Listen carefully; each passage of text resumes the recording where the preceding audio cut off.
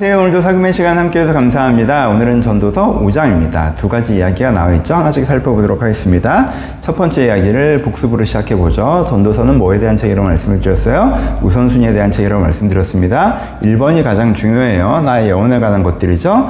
2번도 중요합니다. 내가 이 세상을 살아가는 이 삶에 대한 것들이에요. 삶에 소중한 것들.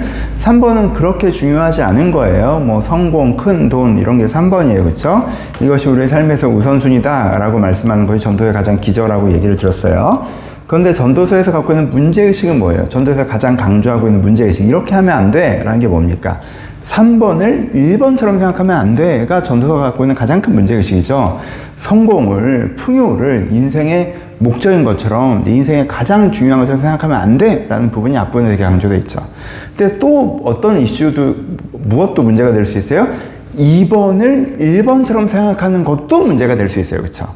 그러니까 2번에 해당되는 건데 되게 소중한 거긴 한데 이게 인생의 가장 중요한 것처럼, 이게 전부인 것처럼 생각하면 그것도 3번을 1번처럼 생각하는 것과 같은 문제가 벌어진다는 거죠. 그걸 오늘 본문이 얘기하고 있습니다. 오늘 본문에서 얘기하고 있는 핵심적인, 앞부분에 핵심적으로 얘기하는 메인 주제는 뭡니까? 안정된 삶입니다. 안정된 삶. 여러분, 우리는 육체를 갖고 이 삶을 살아가기 때문에 육체에 필요한 의식주가 기본적으로 필요해요. 그게 지속적으로 잘 공급되는 것이 안정된 삶이라고 하는 거예요. 근데 이 의식주가 지속적으로 잘 공급되지 않는, 내가 머물 집이 없고 먹을 음식이 없고 입을 옷이 없는 상태, 내가 생활이란 걸 해나가기 어려운 상태에 떨어지게 되거나 떨어질 수 있는 위험성이 있으면 내 삶이 안정되지 않는 거죠. 그래서 우리는 뭘 원해요? 삶이 안정되길 바란단 말이에요. 그렇죠? 안정된 삶이라는 거, 안정된 삶이라는 게 우리한테 필요한 거예요. 이게 어디에 해당됩니까? 1, 2, 3번 중에 2번에 해당되는 거죠. 이것도 굉장히 중요한 거란 말이에요. 우리의 삶을 살아가는 데 있어서. 근데 어떤 사람은 이걸 어떻게 해요? 1번으로 생각해요. 이게 인생의 목적이야. 이게 삶의 전부야. 여기에 내 마음이 완전 다 들어가 있어. 여기에 매몰되어 있어요. 그러면 문제라는 거예요. 그럼 삶의 균형이 완전히 흐트러져서 성공, 풍요를 추구하며 살아가는 것과 같은 삶의 결과가 나타난다라고 하는 것이 오늘 본문에서 강조하고 있는 것입니다. 그렇죠? 이 본문은 요것들을 한 사람의 모습을 통해서 패턴을 보여주고 있어요. 첫 번째, 이 사람을 한 사람의 모습을 그려주는데, 이 사람은 어떤 모습을 갖고 있어요? 걱정이 너무 많아요. 그렇죠? 본문에 뭐라고 해요? 걱정이 많으면 이라고 얘기하죠. 그렇죠? 걱정이 너무 많아요. 이게 첫 단추가 잘못 끼워진 거죠. 안정된 삶이라는 숙제가 있을 때 이 숙제를 내가 어떻게 풀어갈지 내가 중심을 잡고 이 문제를 대해야 된단 말이에요. 근데 어떡하지? 하고 많은 걱정을 가지고 이 안정된 삶의 이슈를 대해버려. 많은 걱정이 들어. 그러면 뭐가 생긴다고 본문에 얘기해요? 걱정이 많으면 꿈이 생긴다고 얘기하죠. 어떤 꿈이 생기는 거예요? 이 사람의 소망이 이제 뭐가 돼? 소망의 자리에 이 사람이 하나님께서 주신 소망이 있어야 되는 자리에 걱정이 만든 꿈이 대체하거든요. 이 꿈이 뭐예요? 이 문제가 압도적으로 해결되는 거죠. 나한테 얼마가 있으면 내가 죽을 때까지 먹고 사는 문제는 신경 쓰지 않고 살아갈 텐데, 한 40억만 있으면 좋겠다. 건물 하나 있으면 좋겠다. 월세 받고 살면 좋겠다. 그럼 내가 죽을 때까지 내 애들 키우면서 내가 직장을 잃더라도 어떤 일이 생기더라도 먹고 사는 문제 신경 쓰지 않고 살았으면 좋겠는데 라는, 그럼 뭐가 생겨요? 꿈이 생기는 거죠. 그렇죠? 이 많은 걱정이 꿈을 만들어요. 꿈이 많으면 헛된 꿈이 많다라고 얘기하죠. 그리고 또, 그렇죠? 꿈이 많으면 헛된 일들이 많아지고, 이렇게 다 한꺼번에 압도적으로 해결됐으면 좋겠다는 여러 가지 경우의 수가 있잖아요. 이번 투자가 잘 돼서 이 문제가 해결됐으면 좋겠다. 이런 일이 잘 돼서 이 문제가 해결됐으면 좋겠다. 요게 요렇게 해서 요렇게 해결됐으면 좋겠다. 이게 완전히 해결된 어떤 케이스 바이 케이스의 여러 가지 꿈들이 이 사람한테 있단 말이에요. 그렇죠? 그 꿈들로 이 사람이 그렇게 됐으면 좋겠다라고 하는 게 이 사람이 뭘 설정하겠어요? 방향성을 설정하고 자기 삶을 판단하는 기준이 되겠죠. 그렇죠? 근데 이 대부분의 것들은 뭐예요? 헛된 것들이죠. 그렇게 될 필요도 없고 되지도 않을 것들이란 말이야. 될 필요도 없고 되지도 않을 것들을 내가 소원하고 꿈으로 삼고 그걸 내 인생을 판단하는 기준점으로 삼고 있다면, 그렇게 안 되고 있으니까 내 인생이 잘못되고 있다고 생각하고 그게 되게 하기 위해서 내 마음과 시간과 열정을 쏟아부고 있다면 이 사람의 인생은 헛되어지는 거죠. 그렇죠? 어떻게 돼요? 꿈이 많으면 헛된 일들이 많고 그렇게 헛되지게 된다는 거예요. 그렇죠? 이 포인트입니다. 근데 여기서 한 가지 더 강조하는 건 신앙적인 포인트까지 연결하고 있죠. 이 사람이 하나님의 능력을 믿는다면 이 사람은 어떻게 움직이기 시작해요? 하나님이 이 꿈 이루어졌으면 좋겠다. 하나님, 제 꿈이 이거예요. 그 꿈의 출발점이 어딘데? 염려요. 내가 돈 걱정하다가, 먹고 사는 걱정하다가 이게 완벽하게 해결되는 요 상황을 제가 상상해 봤거든요. 그런데 그게 요것만 되면 될 수 있을 것 같아요. 하나님 요거 꼭 해주세요. 하나님이 그거 해주시면 제가 뭐든 할게요. 서원. 그렇죠? 하나님께 뭔가 듣고 배우고 따라하는 게 아니라 내가 갖고 있는 이 헛된 꿈이 하나님의 동참해 주길 바라는, 빨리 이거 이렇게 해야 돼요. 무조건 이게 이렇게 돼요. 빨리 해주세요. 안 해줘요? 뭐든 할게요. 이런 식으로 된다는 거죠. 그렇죠? 그리고 심지어 이건 뭐 중요한 얘기가 아니라 심지어는 뭐도 안 한다는 거예요. 나중에 소원을 지키지도 않는다고 해요. 이렇게 하는 사람들은. 이건 좀 다른 이슈이긴 하고 여기서 되게 중요하게 얘기하고 있긴 하지만, 보세요. 이 사람들은 어떻게 생각했어요? 이게 되면 요 내 안정의 문제가 다 해결될 거라고 생각을 해요. 근데 하나님께 해주셔도 이게 됐어. 근데 그게 됐지만 막상 진짜 뭐 또 문제들이 이어지잖아. 다 해결된 게 아니란 말이야. 그럼 이 사람 입장에서는 별로 안 고마운 거지. 그래서 이 서원했던 것 자체를 잊어버리고, 그래서 하나님과 관계까지 망치는 경우도 많다라고 얘기하는 그런 그림을 보여주고 있습니다. 그래서 여기서 근데 핵심 기전은 뭐예요? 우선순위가 틀어진 거죠. 내가 안정된 삶이라는 주제를 하나님 앞에서 잘 다루어 가야 되는데 많은 염려로 이 주제를 다루는 것. 그래서 그것이 1번이 되어버리는 것. 나의 꿈이 되어버리는 것. 그것이 내 인생에 매몰되는 것. 하나님이 여기에 협조해야 된다고 생각하는 것. 이렇게 되는 것이 되게 헛되다. 내 인생을 중요하지 않은 것에 매몰시키게 된다라고 말씀해주고 계십니다. 그러면서 어떻게 해야 된다고 얘기해요? 이 2번의 이슈를 1번의 방식으로 다뤄야 된다고 얘기하시죠. 그렇죠? 이 먹고 사는 문제, 삶의 안정된 삶이라는 주제를 어떻게 해야 돼? 하나님을 경외함으로 다루어야 돼 라고 말씀하시죠. 그렇죠? 내가 하나님을 경외함으로 이 문제를 해결해야 된다.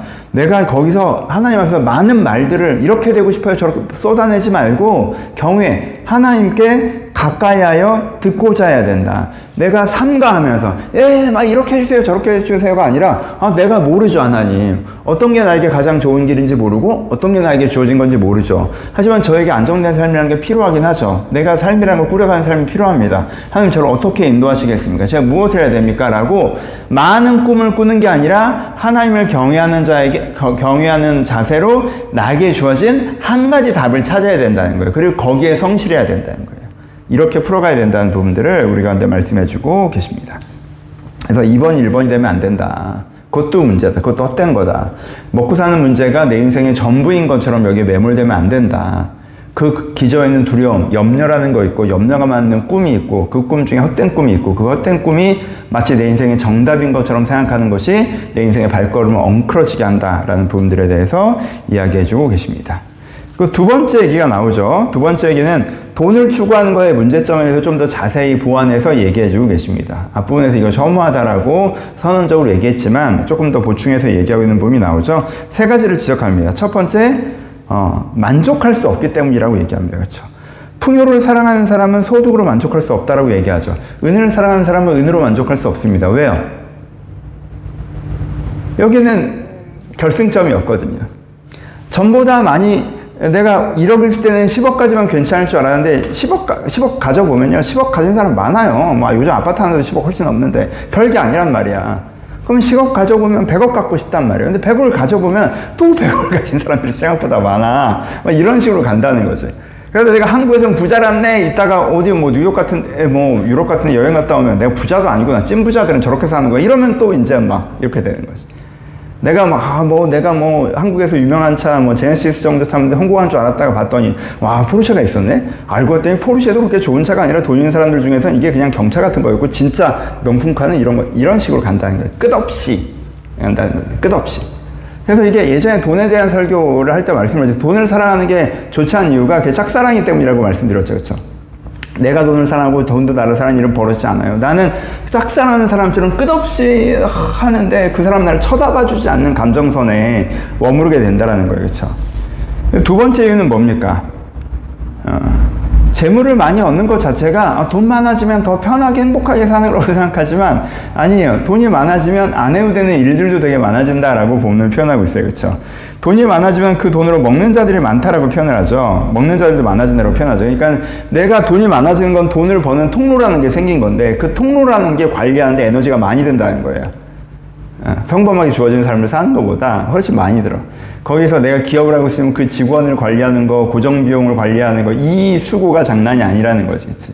그리고 돈을 쌓아놓고 있으면, 돈이 조금만 있으면 그냥 은행에 넣으면 되지만 돈이 많으면 또 이걸 어디다가 넣어놔야 되느냐, 이거 관리하는 것도 보통 일이 아니라는 거야. 그래서 이 사람은 자는데 이 사람은 잠 못 잔다라고 얘기해서 네가 생각하는 것처럼 막연한 그 어린아이의 상상은 돈이 많으면 되게 편하게 즐겁게 사는 거 아니야? 라고 하지만 사실 그렇지 않다는 거죠. 그리고 세 번째, 어느 지점에서 그 돈이 나를 떠난다라는 거예요. 그쵸? 최종적으로는 죽을 때 나를 떠나고 그 전에라도 떠날 수 있는 거죠. 내가 돈 모으는 게 인생의 전부인 것처럼 내가 10년을 투자해서 나 10억 모았다, 20억 모았다, 나 뭐 100억 모았다. 그게 내 인생의 정의고 내 존재를 설명해 주는 거고 내가 잘 살아왔다는 걸 입증해 주는 거야. 근데 그 돈이 어느 순간 싹 사라져. 그럼 나는 인생에 아무것도 안 남죠. 내 존재도 사라지고 내 과거도 사라지죠. 나 헛짓거리한 게 되는 거고 지금 나를 설명해 줄 수 있는 건 아무것도 없는 기억이 되는 거예요. 이게 돈은 어느 지점에서 너를 떠나버리기 때문에 라고 얘기하죠. 그리고 심지어 뭐 평생 갖고 살아도 죽을 때 놓고 가죠. 죽을 때 놓고 가요. 우리가 영원한 삶을 믿는다면, 하나님 앞에 서는 걸 믿는다면, 하나님 앞에 서서 너 뭐하고 왔니? 라고 할 때 하나님한테 돈 드릴 거 아니잖아요. 그러니까 그때는 돈이 다 사라져버린 사람으로 선다는 거예요. 내가 갖고 있는 소유는, 그리고 그것도 기가 막혀. 내가 평생 이 돈을 100억을 모으려고 했는데 이게 내가 죽으면 이제 다 다른 사람께 될 거야. 내가 죽으려고 하는데 이게 다 남들께 될 거야. 자식을 사랑하면 그 의미가 있겠지만 내가 자식을 사랑하지도 않아. 그러면 내 돈 뺏기는 기분일 거라는 거지. 그치? 이제 그때 내가 허망할 거라고 얘기하죠. 돈을 추구하고 사는 게 그 돈이 언젠가 나를 떠나기 때문에 의미가 없다라고 얘기합니다. 돈을 목적으로 사는 게 헛되다는 거예요. 왜냐하면 돈을 목적으로 살면요, 만족이란 게 없어요. 항상 그냥 잡을 수 없는 토끼의 뒤를 계속 쫓아가는 기분으로 사는 거야. 두 번째, 더 고돼져요. 더 편해지는 게 아니라. 세 번째, 어느 날 그게 사라지는 날 난 정말 허무감에 빠질 거라는 거예요. 그래서 돈이 내 인생의 목적이 돼서는 안 된다라는 얘기들을 반복해서 얘기하시면서 먹고 마시고 수고하고 낙을 누리는 것이 선하고 아름다운 것이다 라고 얘기하고 계십니다. 그럼 돈 많은 건 안 좋은 거고 평범하게 사는 게 좋은 거냐? 아니죠. 하나님께서는 어떤 사람에게, 그 사람에게 은사와 사명이 이어서 하나님께 주는 선물이 이어서 큰 돈을 주시기도 해요. 그럼 그 사람은요, 인생의 다양한 것 중에 하나의 이 부분으로 그걸 받아들이고 그걸 잘 누려요. 이런 사람은 큰 돈을 누릴 줄 압니다. 여러분, 돈이 목적이 아닌 사람만 돈을 누릴 줄 알아요. 돈이 목적이 아닌 사람은요, 100억 갖고 100억 재밌게 누립니다. 그쵸? 그게 되게 중요해요. 이 부분들까지도 생각해 보셨으면 좋겠습니다. 적용하죠? 여러분, 생존에 대해서 많은 염려로 반응하지 않는 게 되게 중요해요. 어떤 면에서 적용적으로 이게 연결되죠. 우리는 생존에 대해서 많은 염려로 반응하기 쉬운 상황에서 살아가요. 저도 그렇고.